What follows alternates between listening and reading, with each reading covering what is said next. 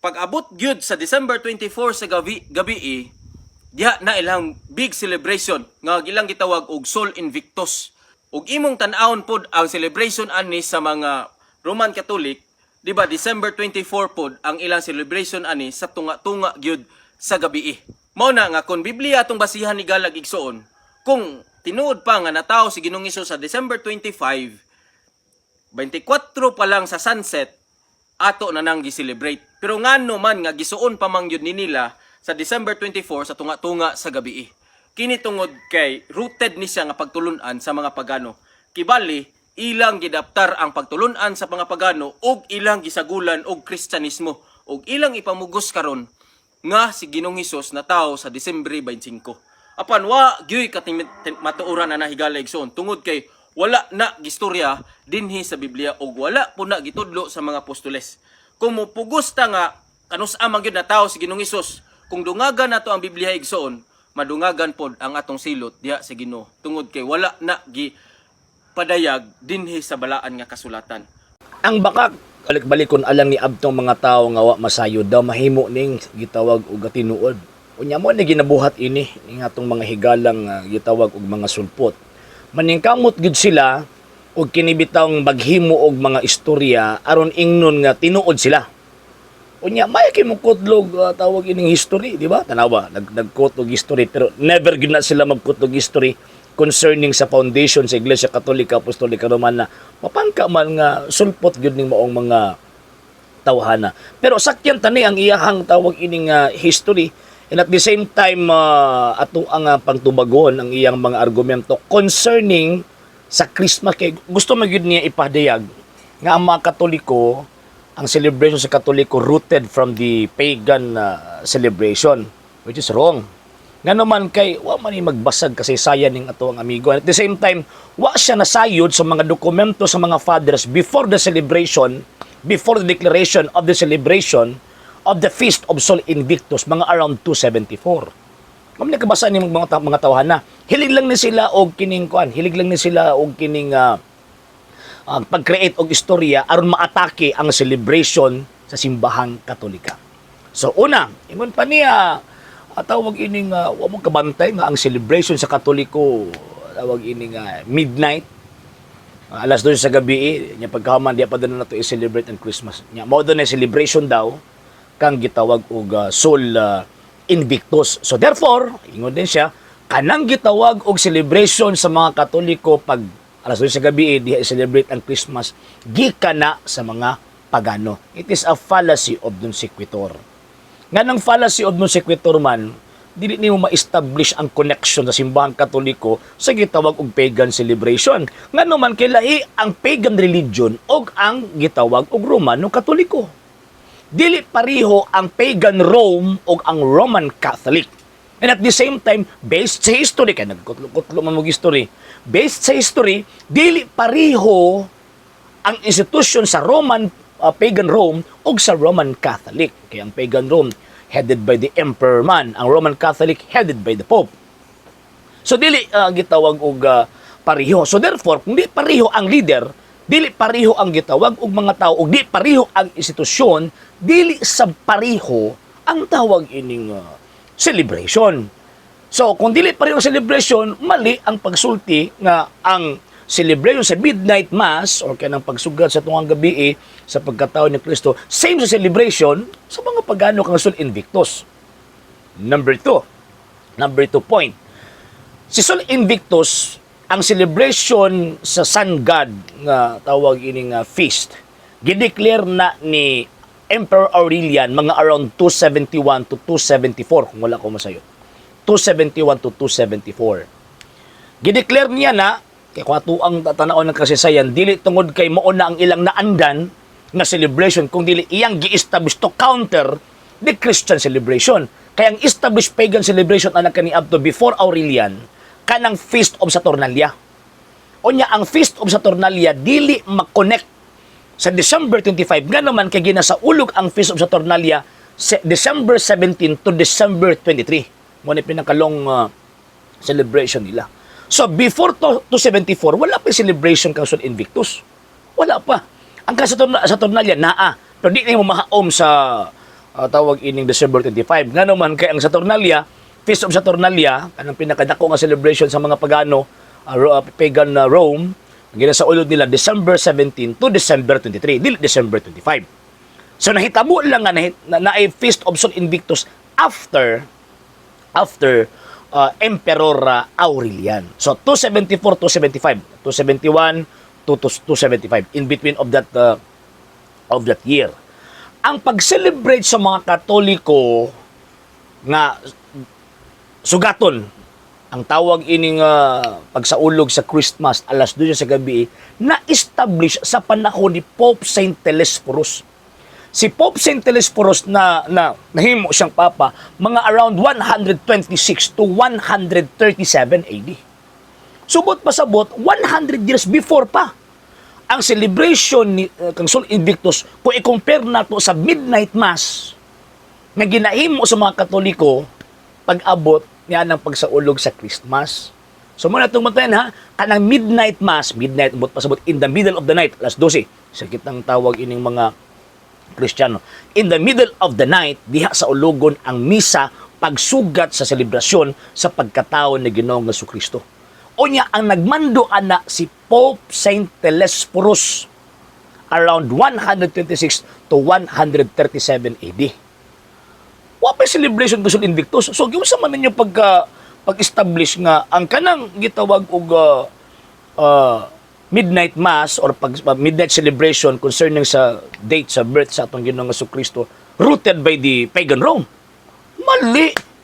Og naid akong posibilidad nga si Emperor Aurelian nga nag-declare anang celebration kang Sol Invictus, i-counter niya ang celebration ng Kristiyanos. Nga naman kinaan na especially particularly sa Rome. Basa lagi. Ano ba? Lisod ka na bitaw magbasa bitaw nga nag-cherry picking lang ba? Kinikaangay ko ani ako haon ako ni. Pagtawag hindi ko kaangay di na ko ni kuhaon kay madiskwidlo man ang iyang tawagin pagtuki ang sekta. Mo na lisod. Mo na lisod sa mga tao nga naanay bias ang pangunahon na daan unya magtuon concern sa Christian tradition o Christian teaching. And as far as apostolic tradition is concerned, kanang birth date sa tong Ginoong Jesucristo received na from the Holy Virgin. Kisa man di mas labaw na kaila. Kang Ginoong Jesucristo ano sa inya gihimugso. Di ba? Mas labaw na kabalo ang inahan sa manluluwas kontra nato. So kanang gingon nga December 25 nga sa ulugon ang pagkatao sa Ginoo, click ka na sa mahal nga birhen by way of apostolic tradition. Tanawa, after Pope Saint Telesphorus, naapa si Saint Theophilus, usa ka tawag ng obispo, same gihapon. Gina-celebrate nila ang Christmas December 25. Ano sa man na si Bishop Theophilus, mga around 115, namatay siya 181 AD. O napa 2nd century ha?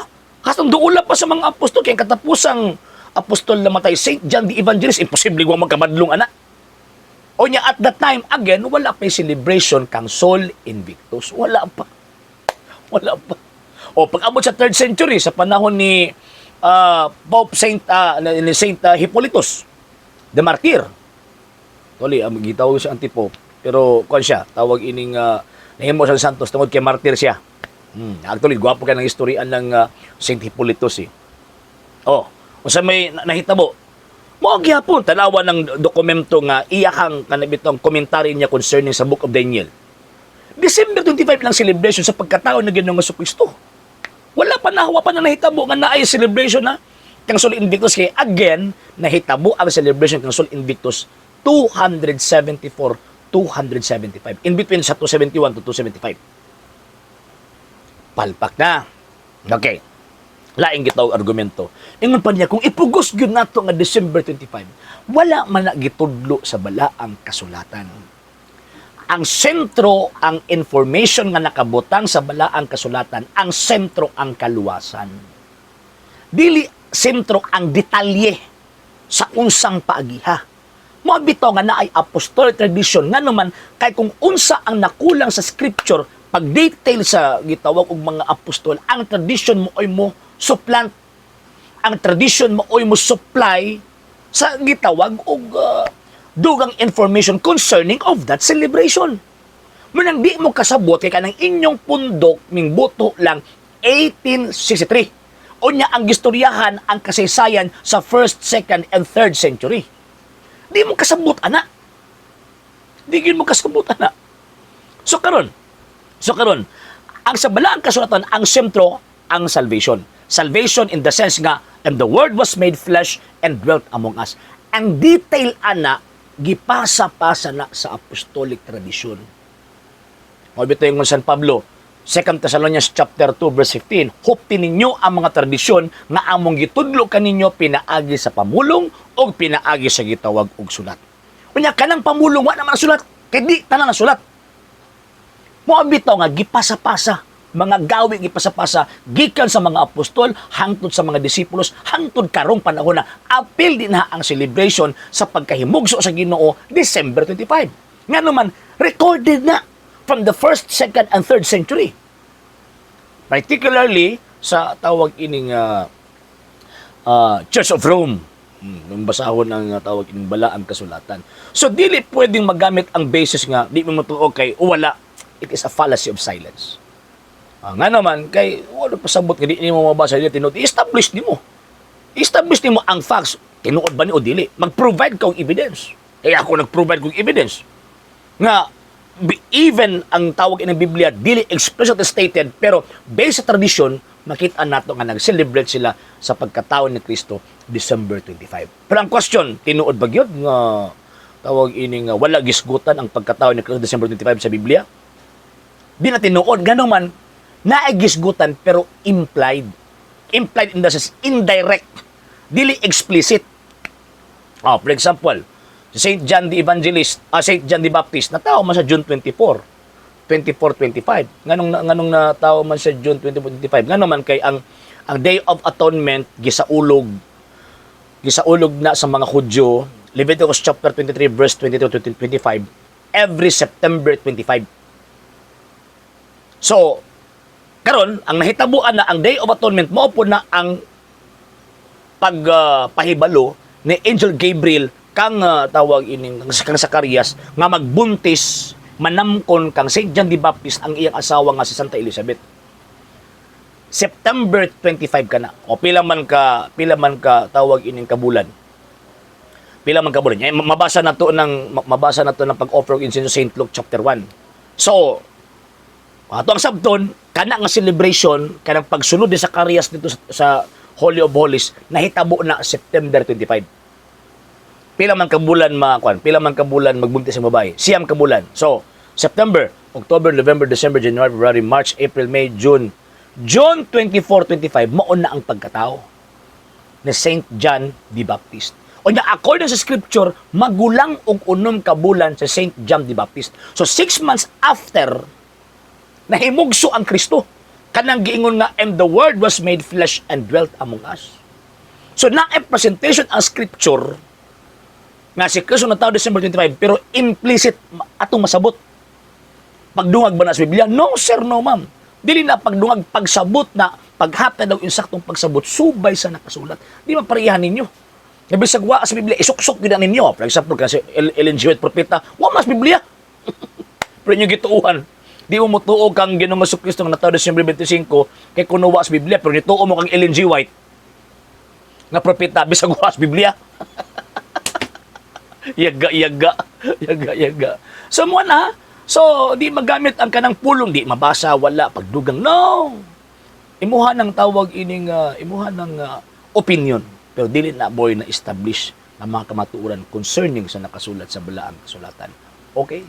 Alang sa mga dugang videos and informations, just click like, subscribe, then click the notification bell for more updates.